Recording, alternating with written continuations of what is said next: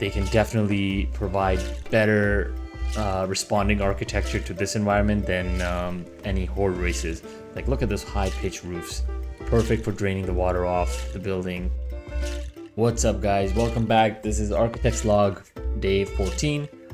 We are gonna continue the Call of Water part 2. This is gonna be the quest line that allows us to get our Healing Stream Totem, and that's gonna be a game changer for us and in the dungeons and even in out in the open world. Without further ado, we'll just get started. I mean, there's not much change since last time. We were not able to auction anything, so nothing has changed.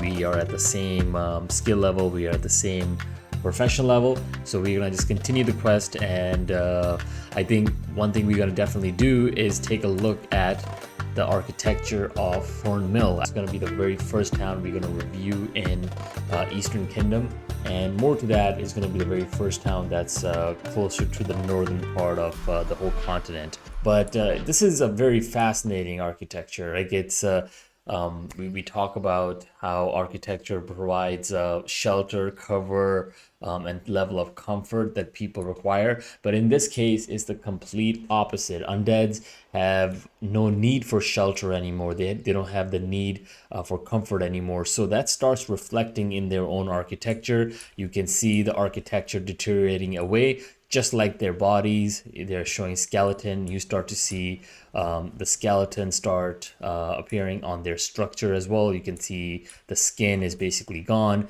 It's not providing the shelter that a human would require to survive in any environment. So very cool architecture. So this is just like a blueprint, and it's like almost like anti-architecture, right? This is not about rebirth. It's basically about decay. It's a town that initially supported life. It provided shelter. Now it just provides a place of weaponized defense, right? It's not there to be a place of safe havens for people, just there basically host a military post. Yeah, very quick dive. So we left this off as picking up the water from here. So now we gotta travel back to Kalendor and turn in our quest in the Barrens. What we're gonna do is we're gonna just hurt back to Zoram'gar, and from there we will head down to Crossroads, and from there we'll run to Bahrain and turn in our quest. We still have to run Veiling Caverns one more time, and I think we should be able to do that once we do our get our Healing Stream Totem. That's gonna give us so much advantage of how we're gonna be able to get this done.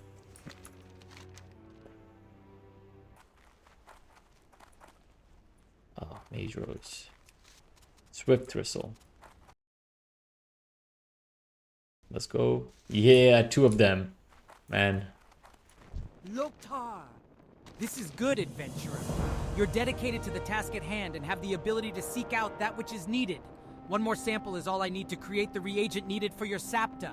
Islin will be pleased as well.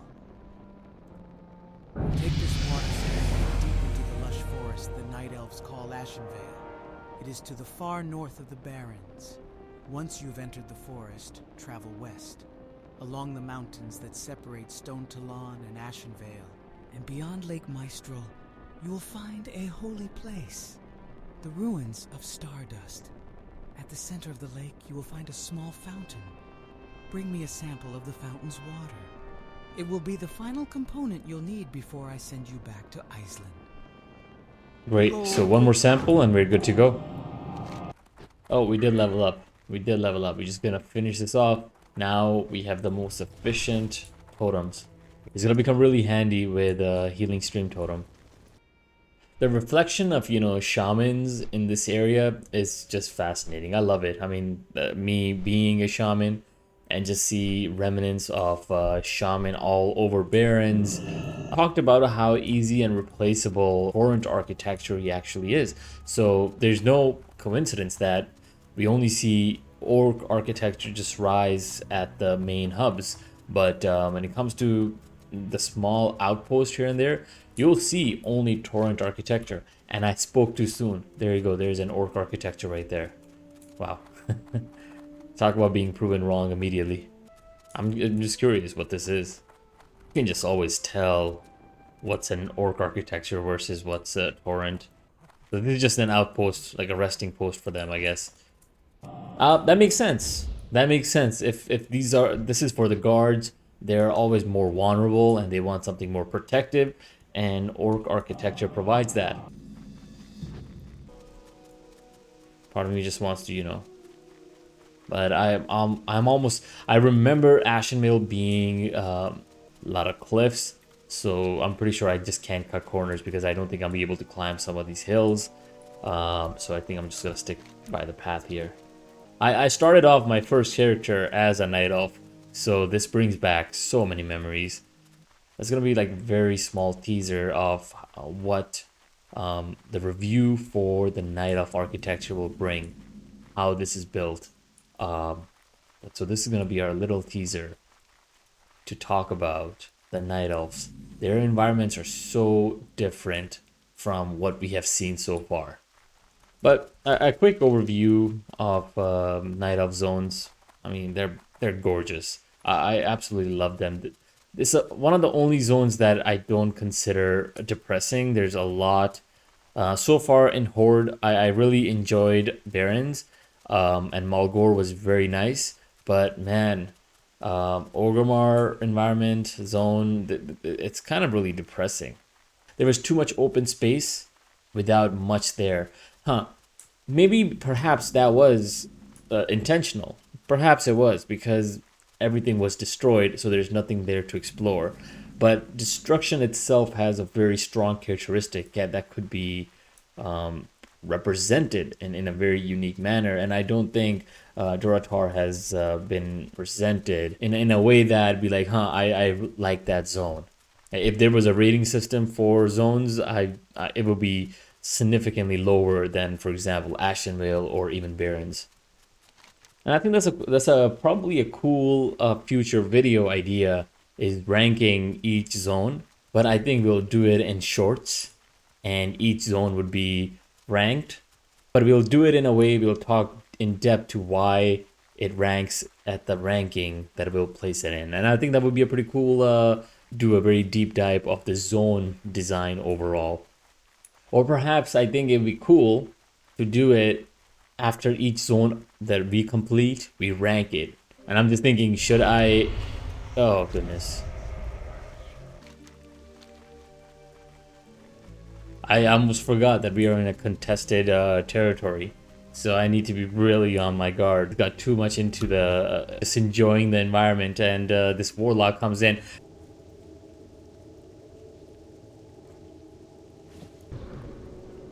No. Oh. That was silly. That was really silly of me. I could have done it. So this is what makes Ashen Mill beautiful. There's so much dimension to the space, but it also makes it very difficult to navigate. This is why I didn't want to run here from when we first entered Ashen Mill. I knew there's just too many like hills, and the terrain is just so unpredictable in Ashen Mill. I'm very familiar with that Night Elf terrain. This is just not... I knew this was gonna happen. Now I can't even find a way to get back. Oh. Can I take on the mage? No, we are resto shamans. We will not be taking part in any violence. Only if it comes our way, we will defend. I don't know how I feel about this. The fact that this is a contested territory, but we gotta go through an alliance town in order for us to actually get to the other side of the map. It's really weird. The Horde have to, put themselves at risk just to go around. Is it a design flaw? Perhaps. Like this. Kind of proves my point here, Yeah, I mean, not sure if I'm a big fan of this layout. Like, in terms of ergonomic, you can't, like, how's a Horde supposed to get around, right? I mean, even when you think about these corridors, they're really tough to get around. You have a cliff here, you have a cliff here. So really, we just got stuck in this zone. We couldn't get around. So really, we have to fit in these really tight corners. It's just really impractical. Perhaps it makes sense in terms of I guess, a strategic military perspective. You're cutting off a pathway for your enemy, so they have to basically endanger themselves if they want to get across and basically go into an alliance territory like Darkshore. I get that, right? But in terms of game designing, this is not working.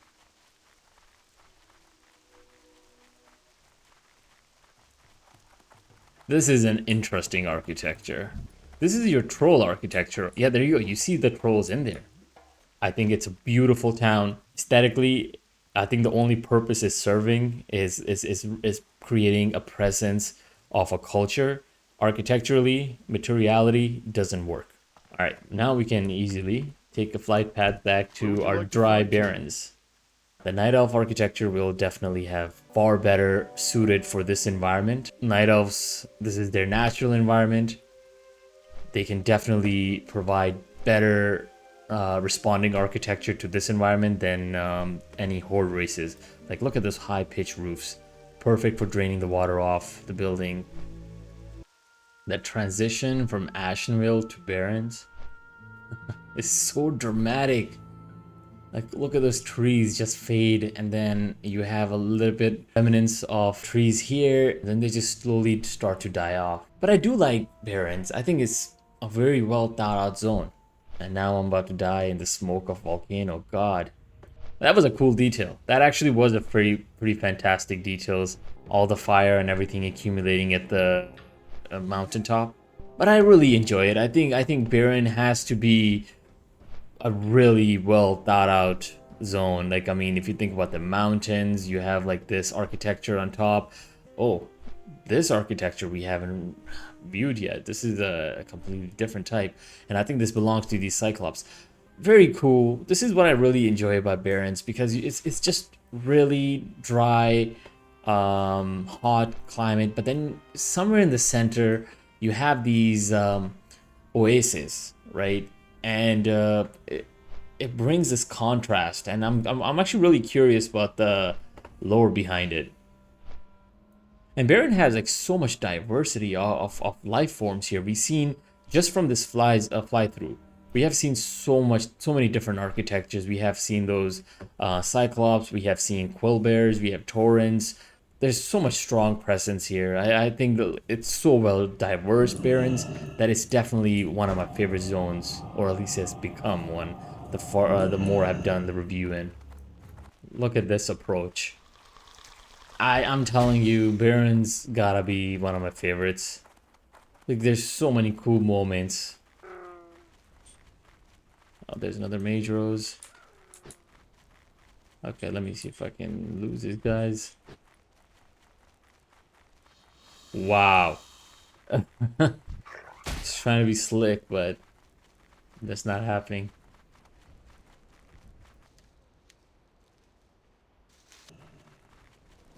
What can I do for you? Wonderful, adventurer. With all 3 samples gathered, I can create for you a vial of the purest water any living creature will find. It will be used in the next steps of your rite of passage. I am pleased to count you among our kind, adventurer. You do all adventurer proud, and I look forward to hearing about your exploits in the future. Islan will have one more task for you before rewarding you with your next totem. The vial of water I've given you is necessary for whatever that task is. Go now and find her. We shall meet again someday. Go with honor.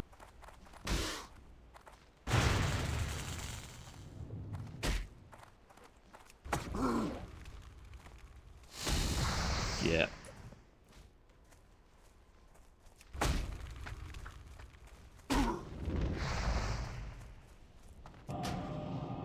It's all about the searing totem. Like, if you're dazed, if you're stunned or slowed, Earthbinding Totem really can't help you because you're slowed already. You need something that takes the aggro off immediately, and that's Searing Totem. You've come further than many, adventurer. Respect the elements around you, and you shall fare far greater than most. Ah, a vial of water created and blessed by brine, and gathered by you, no less. The liquid in this vial will be key in creating a septa for you, but also used in one other task. The sapta I create for you should be used to see the water spirits at the shrine in Silverpine Forest, south of the Undercity.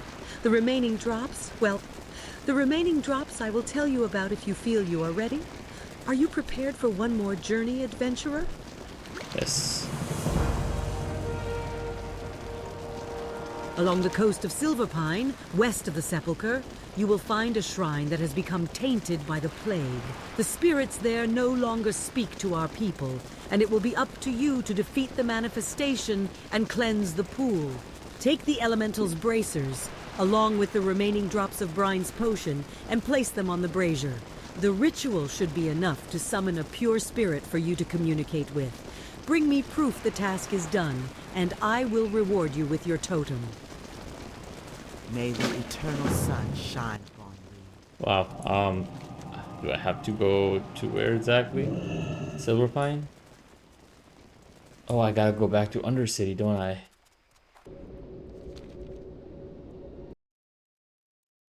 Alright, so we're gonna...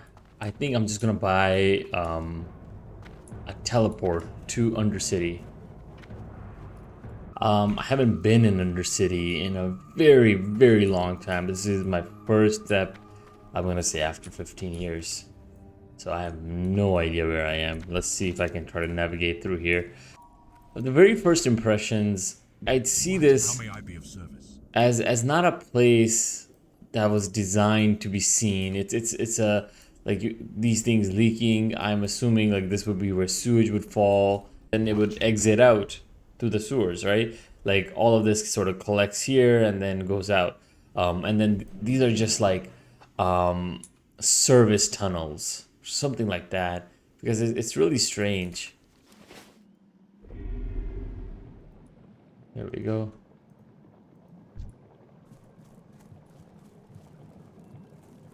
All right, let's do this. Drop our totem.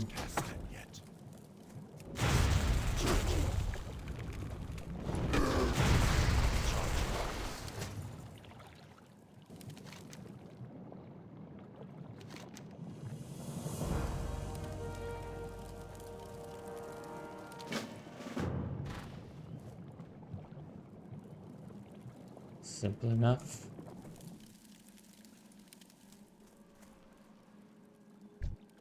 Who do I need to speak to?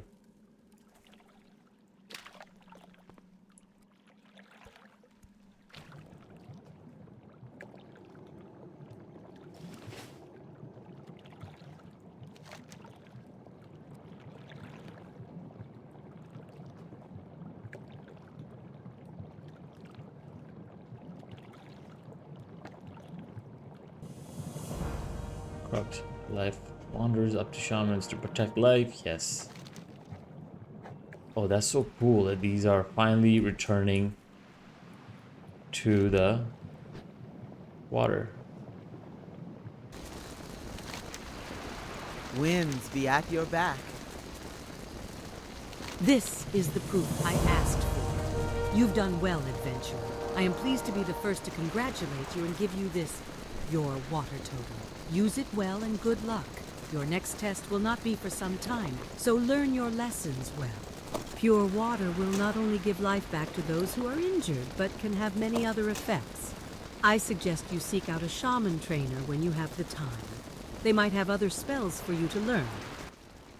I'm super excited. Eternal sun. There we go. We got our Healing Stream Totem. It should be... There it is. Look at that blue color. The side entrance of Orgrimmar is far more grander, and it has far more personality than the front. The front just looks like, you know, here you have so much characteristic. You have the cultural aspect, the materiality, the fact that you can just fly into it, you cross a bridge, there's like a very small portal. It still preserves the value of Horde. See, as an architect, I always had this concept of, you know, we need to work with the surrounding areas. We need to be harmonized with the nature, with the land, with the environment, with the climate, right? And orc architecture basically throws that right out of the window, and it says, no, We do it how we want to do it. It doesn't matter what the environment offers us. We will take it and we will manipulate it as we want. Grand gestures, but that really reflects the personality of orcs.